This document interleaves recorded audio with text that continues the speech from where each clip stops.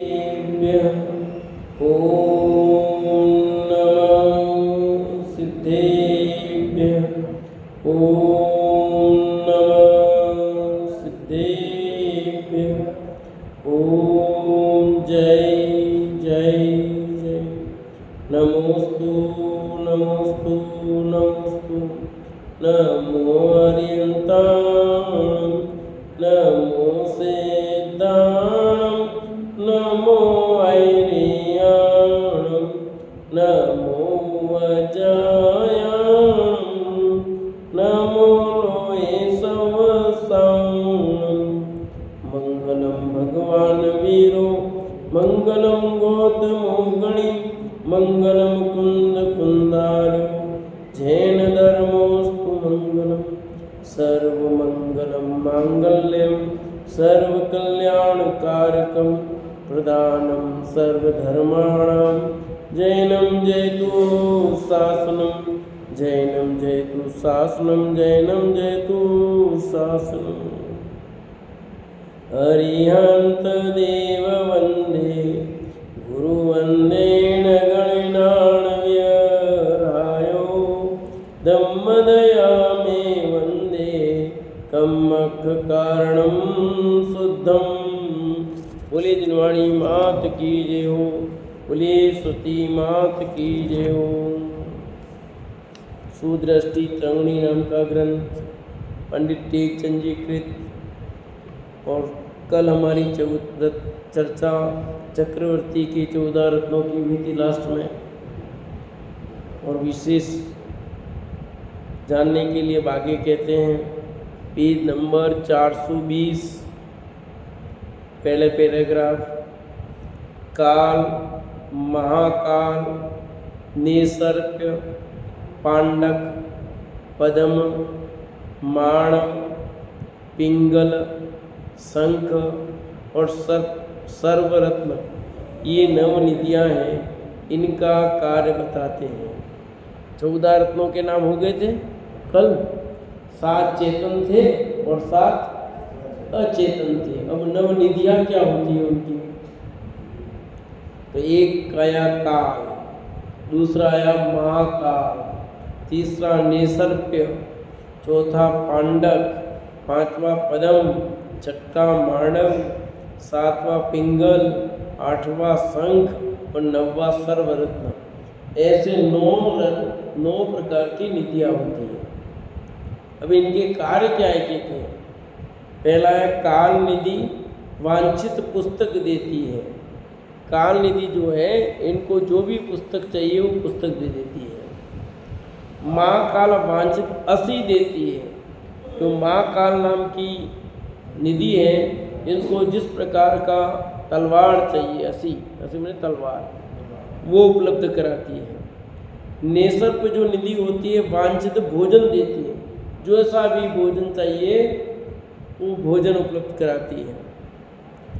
पांडक निधि वांछित 6 रस देती है, 6 प्रकार के रस, जैसा भी रस चाहिए वो ये निधि उपलब्ध कराती है उन्हें। पद्म निधि वांछित वस्तु देती है। जो पद्म नाम की निधि इनके पास जो वस्तु चाहिए वो दे देती है। अब इनको इकट्ठा करना संभालना झंझट नहीं है, चाहिए तब हाजिर।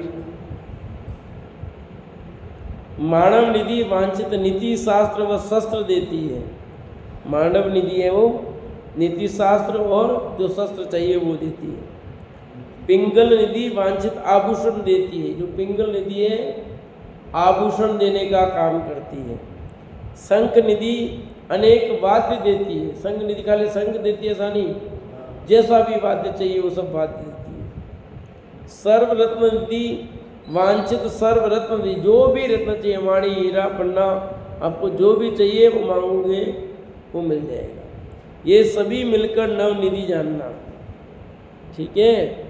अब आपने नाम सुने कि नहीं नवनिधियों के, और इनका काम,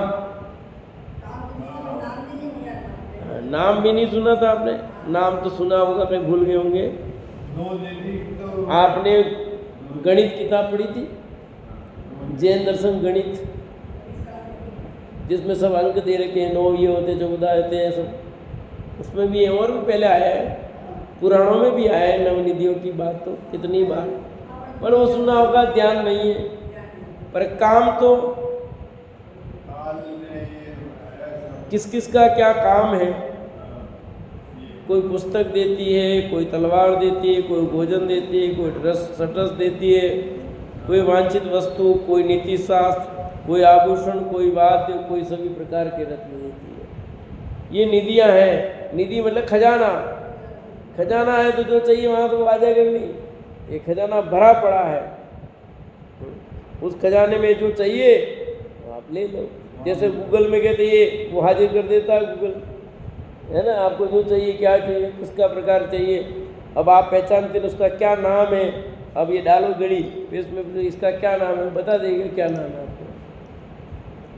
पेड़ पत्ते पौधे होते हैं उनके नाम वो सब बता देते हैं, सब डले हुए बता देते हैं। ऐसे ही निधियाँ भी जो जो निधि जिस काम की है उसमें से वो चीज़ उपलब्ध करा देती है जब चाहिए उनको। खजाना भरा पड़ा है। इन निधियों का आकार को प्रमाण कहते हैं। अब ये निधियों कितने आकार की होती है और प्रमाण क्या है? सभी निधियाँ लंबी, चौकोर, 8 पहियों सहित गाड़ी के आकार वाली है। प्रत्येक निधि 12 योजन तो लंबी, 9 योजन चौड़ी, 8 योजन ऊंची है। तो आया समझ में? एक तो लंबी, चौकोर, 8 पहियों सहित गाड़ी के आकार वाली है। 8 पहिए की गाड़ी देखी?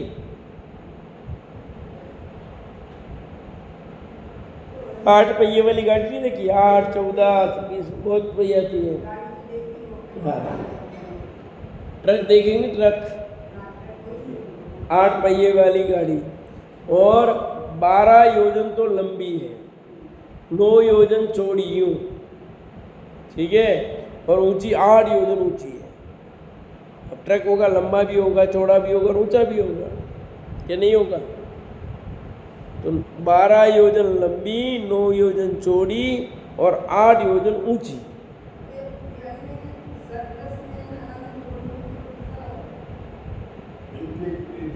हाँ, अब बोलो। हाँ हाँ,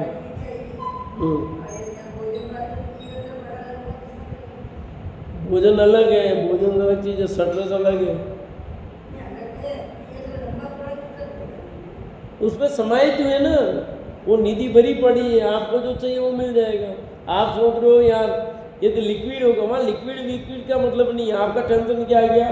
अब जैसे सटरस है, अब घी भी है सटरस में, तो है तो घी तो लिक्विड होगा ना, उसमें कैसे भरा होगा? 6 चीज़ एक साथ कैसे? ऐसा नहीं है कोई।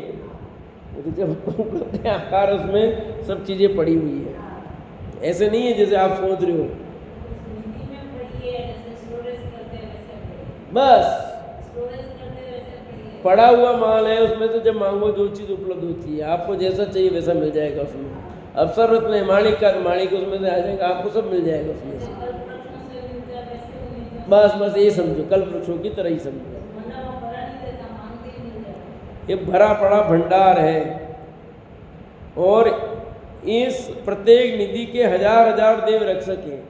एक एक निधि की रक्षा करने वाले भी 1000 देवता है, ताकि कोई ले नहीं जा सके इसे। इन निधियों पर चक्री की आज्ञा चलती है। ये निधियाँ चक्री के पुण्य प्रमाण रहती है। जब तक चक्रवर्ती है तब तक हो रहेगी। चक्रवर्ती गया तो वो निधियाँ भी गई। बस जब उसको चक्रवर्ती रत्न मिलता है तो निधियाँ भी स्वतः मिलती है। 14 रत्न भी मिलते हैं उसको, और 9 निधियाँ भी मिलती है। ये सब स्वतः व्यवस्था है। चक्रवर्ती गया, उसके साथ वे भी गए सब, बाकी के अपने अपने पुण्य प्रमाण चीज रहेगी। ये चक्रवर्ती का वैभव है, चक्रवर्ती के साथ। इस प्रकार ये 14 रत्न 9 निधि पुण्य के फल हैं। पुण्य के बिना इनकी प्राप्ति नहीं होती। आ गया ना? पुण्य के बिना इसकी प्राप्ति नहीं होती। चक्रवर्ती की सेना 60 प्रकार की है। चक्रवर्ती की सेना कितने प्रकार की?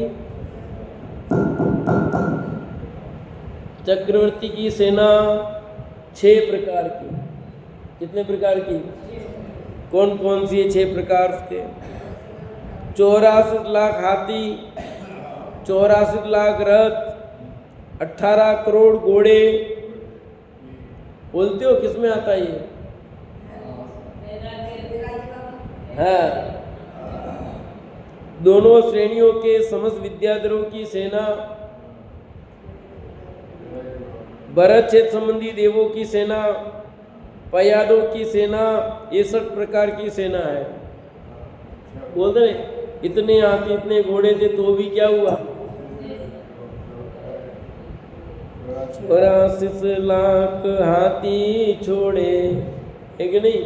चक्रवर्ती ने क्या किया? सब छोड़े कि नहीं छोड़े? 84 लाख रथ छोड़े, 18 करोड़ घोड़े छोड़ दिए, सब वैभव छोड़ा। दोनों श्रेणियों की समस्त विद्याधरों की सेना पूरी,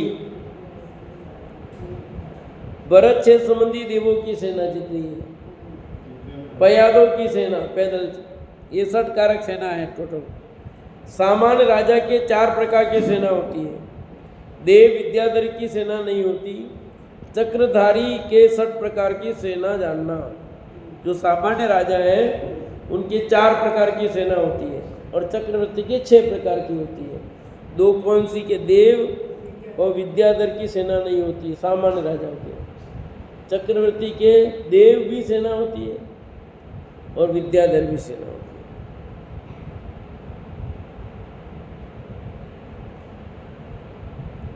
लिखा भरत क्षेत्र के क्षेत्र संबंधी देवों की सेना, तो देवों की सेना है कि नहीं? फिर दोनों श्रेणियों के समस्त विद्याधरों की सेना, तो ये सेना उनके नहीं होती। किसके? सामान्य राजा के। बाकी तो होते हैं हाथी घोड़े रथ पयाद, ये सब होते हैं। इस विभूति से सहित 16वें कुलकर प्रथम चक्री महाविवेक के सागर श्री आदिनाथ के पुत्र भरत चक्रवर्ती हुए हैं। 14 कुलकर होते हैं और उसके बाद भी इनको कुलकर का 16 नंबर का भरत चक्रवर्ती का। 15वें कुलकर आदिनाथ को का, 14वें नाभि राय, ठीक है ना? 14 ही होते हैं कुलकर। सामान्य गत में 15-16 शब्द प्रयोग किया है, कुलकर 14 होते हैं। अंतिम कुलकर नाभि राय थे। तो ये 16 क्यों लिखा कि 15वें आदिनाथ को कुल करके दिया और 16वें भरत चक्रवर्ती को कह दिया।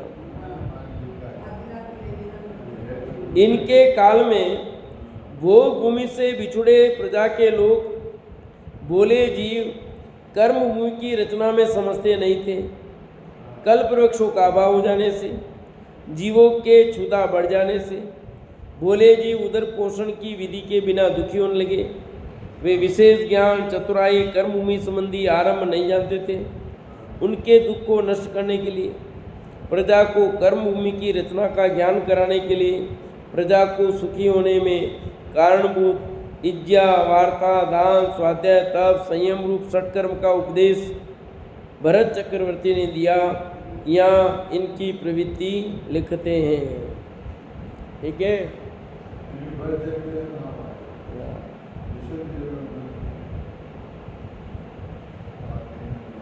यहाँ पर भरत चक्रवर्ती के षटकर्म, श्रावक के षटकर्म की बात आई है और वो आदिनाथ में षटकर्म 80 कृषि की बात आई है। अंतर ये है। ठीक है, यहाँ भरत चक्रवर्ती के लिए लिखा, उसने इज्जा वार्ता दान स्वाध्याय तप संयम रूप षटकर्म का उपदेश भरत चक्री ने दिया। एक गृहस्थ के षट आवश्यक की बात है।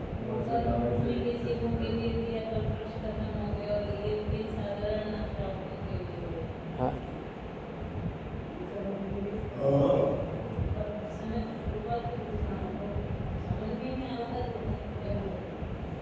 पहले क्या होता था, भोग भूमि थी और भोग भूमि क्या हुई, खंडित हो गई, बंद हो गई। तो जब भोग भूमि समाप्त हुई, कर्म भूमि प्रारंभ हुई। तो जब कर्म भूमि प्रारंभ होती है तब कल्प वृक्ष रहेंगे क्या? अब कल्प वृक्ष नहीं है तो क्या करेंगे? अभी पब्लिक तो मौजूद है वो वाली। भोग भूमि के जो जीव थे अभी मौजूद हैं। ऐसा तो हुआ ही नहीं कि वो सब खत्म हो गए तत्काल। अब कर्म भूमि शुरू हो रही है तो अब वो चालू तो हो गए जन्मना। कौन? अलग अलग। पहले जुड़वा पैदा होते थे तो जुड़वा पैदा होना तो बंद हो गए, पर जुड़वा से पहले जो जुड़वा पैदा हुए थे वो तो है। अब पति पत्नी तो वही है, पर अब उनके संतान जुड़वा नहीं पैदा हो रही, अब अलग अलग हो रही है। अब जैसे कर्म प्रारंभ हुई तो कल्प वृक्ष नहीं रहे। अब क्या करें? कमाना दमाना तो पड़ेगा, पता ही नहीं कुछ क्या करें। कोई बतावे, कुछ बुद्धि लगाए, और आवश्यकता आविष्कार की जननी है कि नहीं है? अब मोबाइल कहाँ थे पहले? मोबाइल बने कि नहीं बने? ये किसने आविष्कार किया कि नहीं किया? हैं? किसने मोबाइल आविष्कार किया? वो क्या कहता है? किस घड़ी में इस मोबाइल का आविष्कार किया गया? क्या करे, इसको बना दिया। बहुत बड़ी भूल हो गई है तो। और अब ये भूल क्या करें? आप सोचो कितने जीवों को लाभ भी हो रहा है तो कई जीवों को हानि भी हो रही है। लाभ भी बहुत हो रहा है और हानि भी बहुत। बीमारियां बढ़ रही है अनेकों। बच्चों को बीमारियां हो गई है।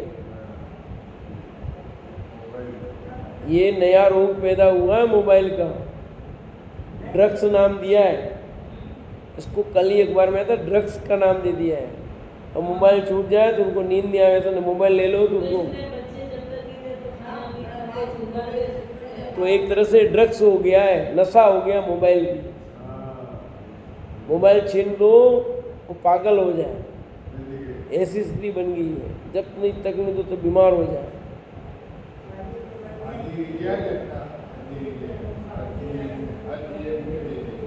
अब ये और इससे बीमारियां फैल रही है बहुत। अटैक हो रहे हैं, कहीं कुछ बीमारियां हो रही है। रोज अभी अखबार में बहुत आ रहा है। मोबाइल को दूर रखें, मोबाइल से दूर रहें, बच्चों को दूर रखें। कैसी कैसी बीमारियां फैल रही हैं।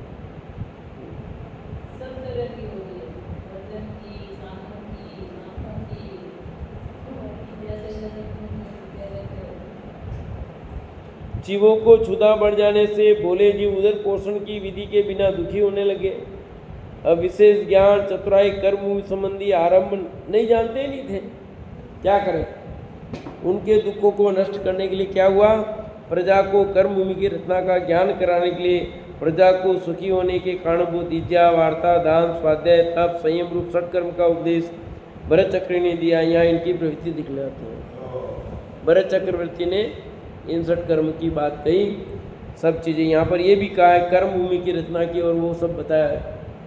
भगवान सर्वज्ञ जगन्नाथ को तरन तारण जानकर, पाप हारक, मोक्ष कारक जानकर, विवेकियों द्वारा भक्ति के वशीभूत हो, स्वयं को पाप सहित जानकर, कर्म सहित जन्म मरण के कारण दुखी जानकर, स्वयं दीन हो, अपने पाप नष्ट करने के लिए भगवान को विनय पूर्वक पूजन करना, उनके सन्मुख खड़ा होना, अपने काया पवित्र कर मंत्र पूर्वक अष्टद्रव्य को प्रभु चरणों के आगे रखना इज्जा नाम का कर्म है।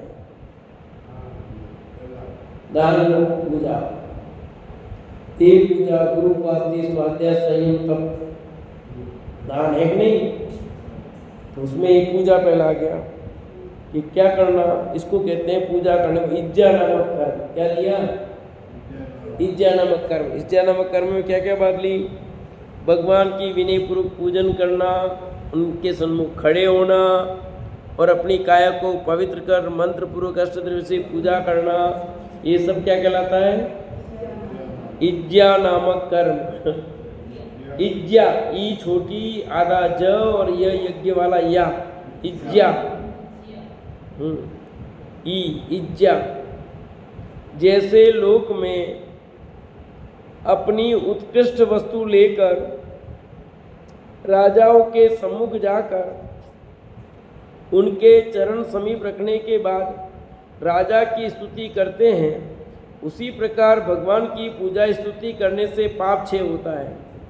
भगवान की पूजा स्तुति करने से क्या होता है? पाप क्षय होता है। पर अपन करते हैं कि नहीं करते? देखो, उस पूजा के 4 भेद हैं वापस। पूजा के कितने भेद? 4 प्रकार की पूजा। पहले पढ़ा हो, ध्यान हो तो नित्य महापूजा, प्रतिदिन अष्ट द्रव्य से भगवान की पूजा करना नित्य मह कहते हैं। नित्य नियम पूजन कहते हैं अपन जिसको, वो यही है। नित्य मह पूजन है नित्य पूजन। नित्य पूजन, नित्य पूजन करो भाई, वो तो की नहीं आज। नित्य नियम पूजन नाम रख दिया अपन अपने क्या, नियम से जिसकी पूजा करना, इसलिए नित्य नियम पूजन। फिर चतुर्मुख पूजा, यह महापूजा विधान मंडलेश्वर, महामंडलेश्वर आदि बड़े राजाओं से बनती है। चतुर्मुख पूजा किससे बनती है? राजा महाराजाओं से। फिर कल्पवृक्ष पूजा, उत्तम नैवेद्य, नेत्र के लिए सुकारक, देखने मात्र से देवों द्वारा अनुमोदनीय, उत्तम द्रव्य द्वारा पूजा करना तथा पूजा करते समय जितने दिन पर्यंत पूजन विधान चलता रहे उतने दिन पर्यंत सभी को किमिच्छिक रूप से मनोवांछित दान, कल्पवृक्ष के समान वांछकों को इच्छानुसार दान देना कल्पवृक्ष पूजा है। ये पूजा चक्रवर्ती से बनती है। कौन सी पूजा? कल्पवृक्ष पूजा, और ये चक्रवर्ती करता है। क्यों? किमिच्छिक दान कौन दे सकता है? चक्रवर्ती। कल्पवृक्ष के समान याचकों को इच्छा अनुसार दान देता है, जिसको जो चाहिए वो दान देता है। किमिच्छिक दान, जैसे जो मांगोगे वो मिलेगा, जितना दान मांगोगे उतना मिलेगा। सामने वाला मांगा, उसमें कुछ भी मनाही नहीं। अष्टानिका पूजा, इसे इंद्र पूजा भी कहते हैं, कारण कि ये पूजा इंद्र से ही बनती है, इसलिए इसको अष्टानिका पूजा मतलब इंद्र से ही बनती है। इंद्र पूजा भी कहते हैं इसको। इस प्रकार से प्रभु की पूजा का उपदेश भरतेश्वर ने अपने निकटवर्ती राजाओं को तथा प्रजा को दिया था। इसका नाम इज्जा क्रिया है। ठीक है, ये पूजा करने का उपदेश दिया। तो चौथे नंबर का जो बात आई अष्टानिका पूजा के बाद, वो हो गई। इस 4 प्रकार की प्रभु की पूजा का उपदेश भरतेश्वर ने अपने निकटवर्ती राजाओं को तथा प्रजा को दिया। इसका नाम इज्जा है।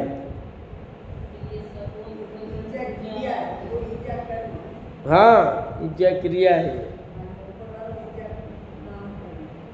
एक ही बात है।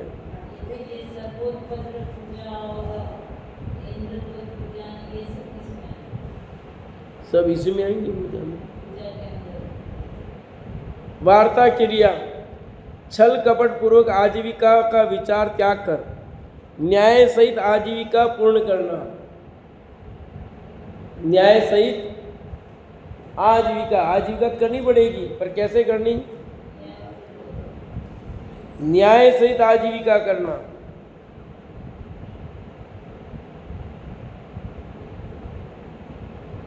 पूर्ण करना वार्ता क्रिया है। उससे अनेक वेद हैं, उनमें से 6 मुख्य हैं: असी, मसी, कृषि, वाणिज्य, शिल्प और पशुपालन। ये आ गया 6। ठीक है, वार्ता क्रिया में क्या लिया? आजीविका का विचार कर। छल कपट पूर्वक आजीविका का विचार त्याग कर न्याय से आजीविका का पूर्ण करना। आजीविका करनी तो पड़ेगी, पर कैसे? न्यायपूर्वक। अन्यायपूर्वक नहीं दिया, न्यायपूर्वक आजीविका।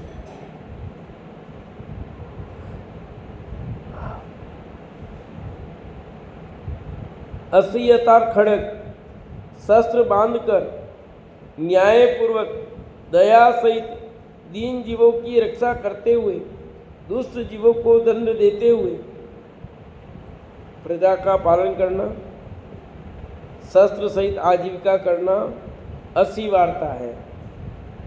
असी मसी कृषि है ना, तो ये तलवार की धार आ गई इसी तरह से। पर कब प्रयोग करते हैं? हर समय चलाते होंगे तलवार। 80 के अंदर से तलवार खड़ग नहीं लिखा। शस्त्र बांधकर न्याय पूर्वक दया सहित दीन जीवों की रक्षा करते हुए दुष्ट जीवों को दंड देते हैं। साहूकार उनकी रक्षा करते हैं। प्रजा का पालन करना, शस्त्र सहित आजीविका करना, ये 80 वार्ता है। इसमें भी आ गया आजीविका, सैनिक आदि जो सब 80 में चले जाएंगे। मसीह यथार्थ साई, उनसे धर्म कर्म के अक्षर लिखने का व्यवहार करना, पाप रहित न्याय सहित लिखकर आजीविका पूर्ण करना मसीह वार्ता है। अब अपन क्या सोचते हैं? सब सरकारी नौकरी का इंतजार कर रहे हैं, करेक्ट नहीं कर रहे। मसीह अर्थात साई, उसमें धर्म कर्म के अक्षर लिखने का व्यवहार करना, पाप रहित न्याय सहित लिखकर आजीविका पूर्ण करना मसीह वार्ता है। अब आजीविका के लिए सबकी नजर एक ही जगह होती है। कृषि अर्थात खेती करना, अपनी बुद्धि के बल से भूमि में अनेक प्रकार के बीज बोकर विविध अन्न मेवा रस उत्पन्न कर धन कमाना कृषि वार्ता है। खेती करना है ना। और खेती से क्या क्या मिलता है? सब मिलता है। पर अब लोग क्या चाह रहे हैं? खेती करना नहीं चाहते हैं, क्योंकि खेती में क्या मिलता है बात भी सही कहते हैं। बरसात समय पे नहीं हो क्या होता है? बरसात ज़्यादा हो जाए तो दिक्कत, बरसात कम हो दिक्कत, बरसात नहीं हो तो दिक्कत है। जब किसान इतनी मेहनत करता है और अंत में जो दाना उसके घर में चला गया, तब वो कह सकता है ये मेरा है। उसके पहले तो क्या क्या हो जाए कुछ पता नहीं है। और वो कहता है पर घर में इतना कहाँ ले जाता है वो।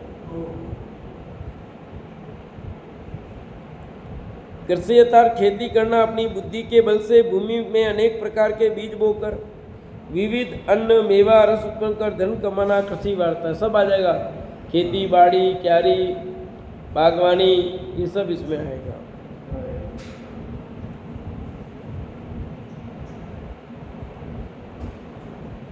अनेक न्याय सहित वाणिज्य हिंसा पाप रहित व्यापार करना, उसमें भी बहुत आराम, बहुत हिंसा, असत्य चोरी इत्यादि दोष रहित भले यश सहित धन को उत्पन्न करने के लिए व्यापार करना वाणिज्य वार्ता है।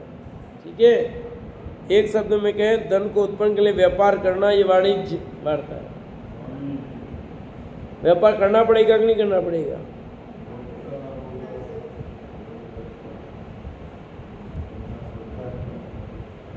अनेक महल मंदिर बनाने की कला प्रकट कर आजीविका करना शिल्प वार्ता है। मंदिर बनवाना है, घर बनाने, कोई भी चीज़ आगे बनवाना, निर्माण करना। पशुपालन अर्थात पशुओं की रक्षा करते हुए उन्हें पालने की विद्या, पशुओं की भीड़ पहचानना, पशु परीक्षण करना, अनेक शुभाशुभ चिन्ह वह को समझना, उनके भोजन पान में समझना, उनके अनेक रोगों को समझकर उनकी औषधि जानना, पशुपालन वार्ता है। सब कितनी बातें ली इसमें। पशुओं की रक्षा करने की बात भी कही और पालने की बात भी कही। जो पाल रहे सब इसमें जाएगा। हमने सुना है कि अपने को तो पशु नहीं पालने चाहिए, लिखा शास्त्र में, या पालने को कह रहे हैं। पालने को कहा, ऐसा कहाँ लिखा बताओ? ये तो जो होता वो लिखा है, आपको निर्देश नहीं दिया कि आप पशुपालन करो भैया।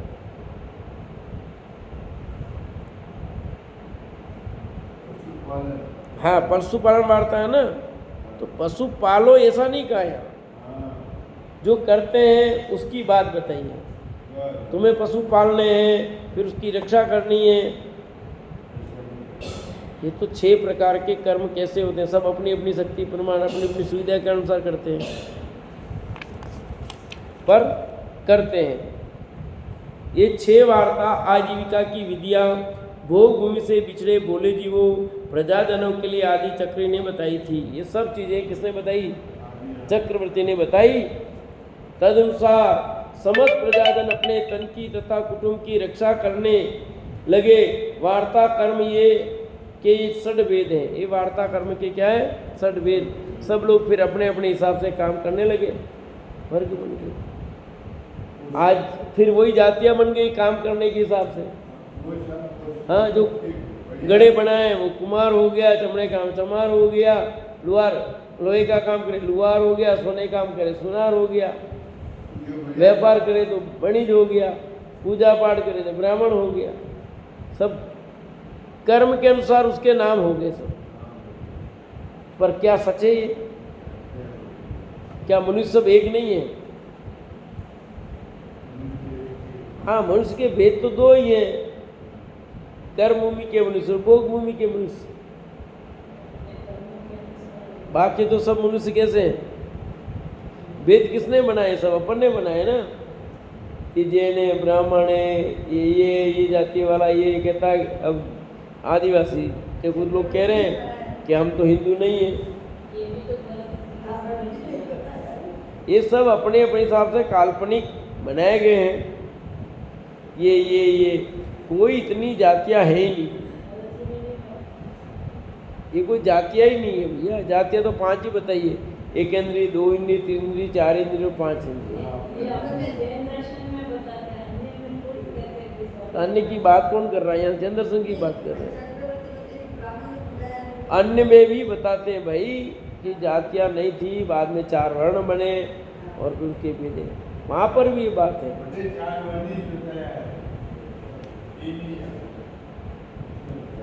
जातियां तो बाद में बनती गई, इसलिए देख लिखा उन्होंने भाई, यद्यपि सत्यम लोक विरुद्धम ना करणीम ना चरणीम।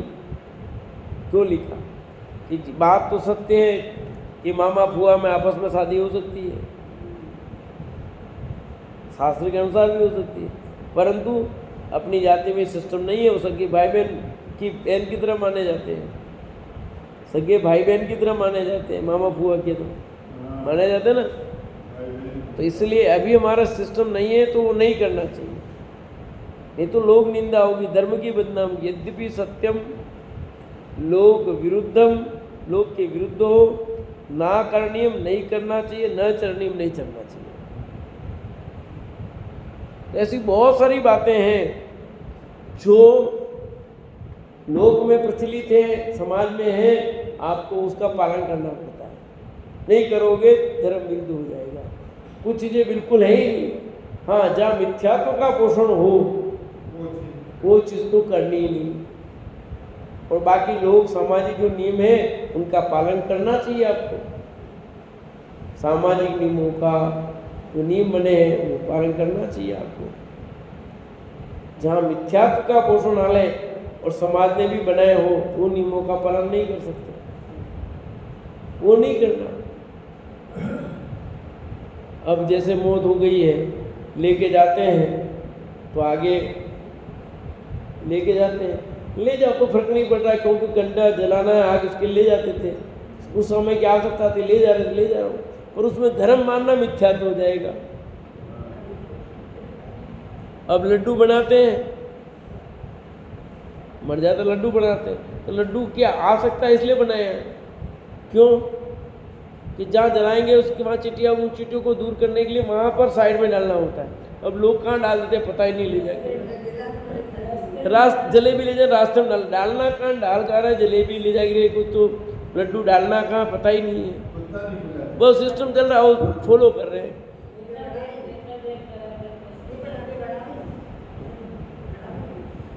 अब गैस में जला रहे हैं, अग्नि में जला रहे हैं, लड्डू की जरूरत ही नहीं बनाने की। अब वहाँ कंडा ले जाने की जरूरत नहीं जब गैस में जला रहे थे। और वही चल रहा सिस्टम चला रहे, वाह करते रहो, कोई फर्क नहीं पड़ रहा है। पर धर्म मानोगे मिथ्यात्व हो जाएगा। धर्म नहीं है उसमें कुछ। आपने लड्डू बना दिया, धर्म हो गया? नहीं, मेरा बहुत अनिवार्य, कुछ नहीं है, रत्ती भर भी नहीं है। आवश्यकता आविष्कार की जननी है, जिसमें जैसी आवश्यकता थी हमारे बाप दादों ने वो व्यवस्था की। पहले नहीं थी तो लकड़ियों जलाते थे, आज गैस इलेक्ट्रॉनिक होती, इलेक्ट्रॉनिक से जलाते जहाँ व्यवस्था। आप क्या करोगे? नहीं नहीं नहीं, हम तो लकड़ी से जलाएंगे, हमारे बाप दादों ने कहा है। कैसे थोड़ी जला सकते? नहीं भैया, मैं तो मेरी लकड़ी से जलाऊंगा। अरे तुम लकड़ी से जलाओगे कि तुम गैस में जलाओ कि चाहे तुम इलेक्ट्रॉनिक में जलाओ और किसी तरह से जलाओ, किसमें फायदा ज़्यादा है बताओ? किसमें धर्म होगा? को उस आत्मा को कौन सी शांति मिलेगी कि अहित हो जाएगा? क्या हो जाएगा? उस बॉडी को कुछ होगा क्या? पर लोग क्या जिद्दी है पता नहीं।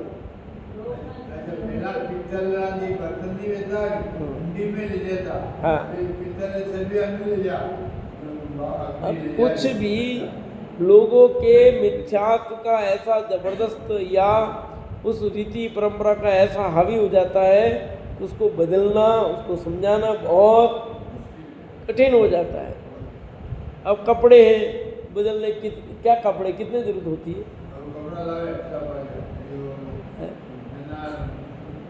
कपड़े लाके डाल रहे हैं बॉडी पर, अब कितने कपड़े उस बॉडी को जरूरत है, क्या करोगे? तो कई चीजें हैं जिन पर विचार नहीं करता है व्यक्ति। आवश्यकता है या नहीं है, क्या चीजें क्यों बनाए थे नियम, उस समय की परिस्थिति क्या थी, उस पर जरूरत थी, बनाए थे। अब हम कहते हमारे बाप दादे पागल तो नहीं, पागल बिल्कुल नहीं थे। उस समय उनकी जो जरूरत थी, जैसी व्यवस्था थी वैसा किया। आज आपको क्या, आप कर रहे हो नहीं कर रहे हो?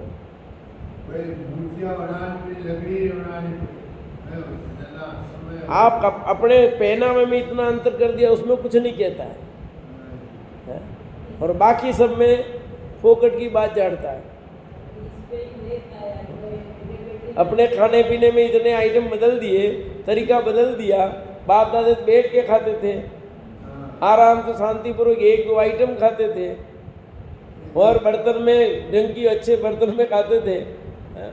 केलू पोस वाले जो भी बर्तन, मिट्टी के बर्तन या ऐसे बर्तन में खाते, और तुम्हारे बर्तन ठिकाने नहीं है, तुम तो ऐसे प्लेटों में ऐसे खाते हो जिसका कोई ठिकाना नहीं, और वो भी खड़े खड़े खाते हो। तो जिसमें सही चीज़ें वो तो नहीं करते, वहाँ तो आधुनिक बन रहे हैं, और बाकी में जाते हैं कहीं प्राचीन। एक ने पूछवाया शास्त्र में बताओ कहाँ लिखा है आँख में भगवान का अभिषेक आँख पर नहीं लगाना चाहिए? तो मैंने कहा भैया ये भी प्रमाण दे दो कि आँख पर कहाँ लगाना चाहिए, शास्त्र में कहाँ लिखा जरा। तो कोई कुछ भी जहाँ नहीं मानना करना है तो कुछ बातें विवेक पूर्वक समझनी चाहिए। वो हर चीज़ को उसमें, जैसे नशाकारक वस्तु का सेवन नहीं करना चाहिए। अब आज नई नई चीज़ें आ गई। अब ई सिगरेट पहले थी नहीं, क्या लिखते हैं? सिगरेट ही नहीं थी, लिखा थोड़ी, सिगरेट का नाम नहीं लिखा उन्होंने, गुटखा का नाम नहीं लिखा है। जो उसमें जल्दी एक शब्द डाल दिया नशाकारक। अब नशाकारक, लेकिन नशा के जो भी चीज़ें आए वो सब बंद कर दो। बात इतनी सी है, जिस चीज़ से नशा चढ़ता हो और हमारे कार्य में विघ्न पैदा होता है वो बंद करो, सीधी सी बात है। अब मोबाइल भी नशा क्यों कहा? ये भी चढ़ रहा है नशा एक तरह से, ये हानि कर रहा है आपको, छोड़ दो इसको। नहीं कर रहा था ठीक है, एक अनिष्टकारक अपक्ष लिखा, एक अनिष्टकारक अपक्ष लिखा।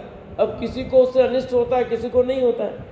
अब आपको सर्दी जुकाम हो रहा है और ठंडे पानी पीने से आपको सर्दी जुकाम होता है तो मत पियो पानी, तो वो पानी आपके लिए अपक्ष हो गया, ठंडा पानी। आपको डायबिटीज है और उसको मीठा खाने से होती है तो आप मीठा मत खाओ, खाओगे तो अपक्ष हो जाएगा।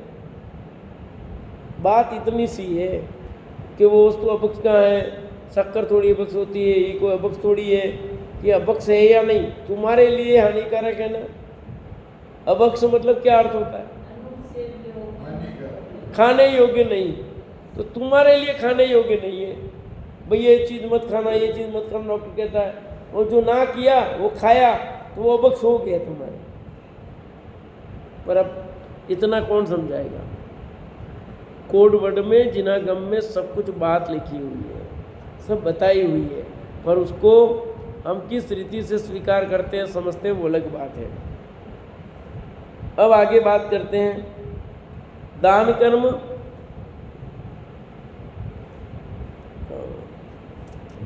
6 प्रकार, 6 वार्ता होगी। आजीविका की विद्या, भोग भूमि से बिछुड़े बोले जीवो प्रजाजनों के लिए आदि चक्र ने बताई थी। तदनुसार समस्त प्रजाजन अपने तन की तथा कुटुंब की रक्षा करने लगे। वार्ता कर्म के ये 6 भेद है। इन 2 कर्मों का उपदेश तो इस भव संबंधी यश और सुख के लिए दिया था। ये जो 2 बात कही वो तो इस भव संबंधी थे। से 4 कर्मों का उपदेश परभव में कल्याण के लिए, स्वर्ग मोक्ष के मार्ग बताने के लिए था। अब उन्हें कहते हैं। अब 2 कर्म बताए पहले, वो तो इस भव के लिए थे। 4 कर्म और बताए, वो परभव के लिए। दान कर्म, दान 4 प्रकार का है। औषधि, अन्न, शास्त्र और अभय। औषधि दान से परभव में निरोग शरीर प्राप्त होता है। दान दो और निरोग रहो। अन्न दान से पर्व में सदा अन्न भोजन कर सुखी रहता है। अन्न दान देगा तो भोजन से सुखी है। अन्न को पालने वाला होता है, आयु पर्यंत सुखी रहता है। शास्त्र दान से भवांतर में ज्ञानवान महामंडित होता है। ज्ञान दान करोगे तो आगामी भव में महान ज्ञानवान होंगे। और अभय दान से दीर्घ आयु का धारक इंद्र हिमिंद्र होता है। अभय दान दिया तो हिमिंद्र हो जाओगे। निर्भय मोक्ष स्थान को प्राप्त करता है। चारों दान देना चाहिए। दुखित भूखित दीनों को करुणापूर्वक संतोष सहित पुचकार कर देना, पात्रों को भक्ति पूर्वक देना। इस दान से जीव परभव में बहुत सुखी होता है। ऐसे दान कर्म का उपदेश दिया। किसका उपदेश दिया? स्वाध्याय, जिनवाणी का पाठ, अनेक धर्मशास्त्रों का अध्ययन करने के रूप में स्वाध्याय नामक कर्म का उपदेश दिया। स्वाध्याय तो मस्ट है कि नहीं ललित जी? स्वाध्याय नहीं करेंगे तो पार पड़ेगी क्या? इसलिए क्या लिखा? जिनवाणी का पाठ, अनेक धर्मशास्त्रों का अध्ययन करने के रूप में स्वाध्याय नामक कर्म का उपदेश दिया। तप कर्म, अंतरंग बहिरंग दया भावों सहित समता भाव की विधि पूर्वक 12 प्रकार के तप करना तप कर्म है। संयम कर्म, 5 इंद्रियों और मन को वशीभूत करने, षटकाय की दया करने रूप 12 प्रकार के द्विविध संयम का उपदेश देना। अब यहाँ पर देखो, अन्य ग्रंथों में षट कर्म और षट आवश्यक अलग अलग हैं। यहाँ पर वे षट कर्म षट आवश्यक शामिल हुए। देव पूजा, गुरुपास्ती, स्वाध्याय, संयम, तप, दान, है ना? तो इसमें संयम ले लिया, तप लिया, स्वाध्याय लिया, दान लिया, ठीक है। और 2 कर्म इस भव संबंधी अलग कर दिए इन्होंने। तो कमाना धमाना इसमें शामिल कर दिया, जबकि उसमें षट आवश्यक में शामिल नहीं है। भरत चक्रवर्ती के 16 सपना है। उसके पहले, इस प्रकार प्रजा के पिता, सभी को भव में सुख के विलासी, कर्म धर्म के मार्ग को दीपक के समान प्रकाशित करने वाले भरत चक्रवर्ती ने षट कर्म रूप उपदेश देकर लोगों का भला किया। क्या किया? अब जैसे षट कर्म जो हैं असीमसी तो आदिनाथ का आता है, और षट आवश्यक है वो भी इसमें आता है। यहाँ भरत चक्रवर्ती को मुख्य किया है कि उसने उपदेश दिया। पुराण में, सब पुराणों में पढ़ोगे तो वही मिलेगा आपको। क्या मिलेगा? आदिनाथ ने षट कर्म। इसलिए आपने देखो कई जगह चित्र में राजा आदिनाथ का चित्र बनाया, राजा ऋषभदेव का, और वह षट कर्म बताए हैं। आप वहाँ गए हो नारोली गए अजमेर, वहाँ पर सब चित्र देखे आपने? जो मंदिर बना बड़ा, वहाँ पर सारे चित्र बने पूरे, और कई स्वाद, सब बहुत अच्छी अच्छी चीज़ें लिख रखी है, अच्छी अच्छी चीज़ बता रखी है वहाँ। षट कर्म का पूरा चित्र बना हुआ है। नारोली जो पाटनी जी का अलग बना हुआ वो पूरा बड़ा मंदिर, सब जिसमें बड़ी मूर्ति विशाल, जिसकी प्रतिष्ठा बाकी है। एक ही जगह है वो दोनों, एक पर वो अलग पूरा सेपरेट बना रखा है और इधर पूरा अलग है वो दो पर। तो सीधे सामने घुसते जो मंदिर दिखता है पूरा, वहाँ पर बहुत अच्छा चित्र आवरण बना है, बहुत बढ़िया। देखा नहीं हमने, बहुत अच्छा बना है वहाँ पर। कई फोटो खींच रखे हैं मैंने, तो गया था। हाँ, इस प्रकार यहाँ पर उपदेश दिया। अब आगे भरत चक्रवर्ती की 16 सपनों की चर्चा आगे करेंगे।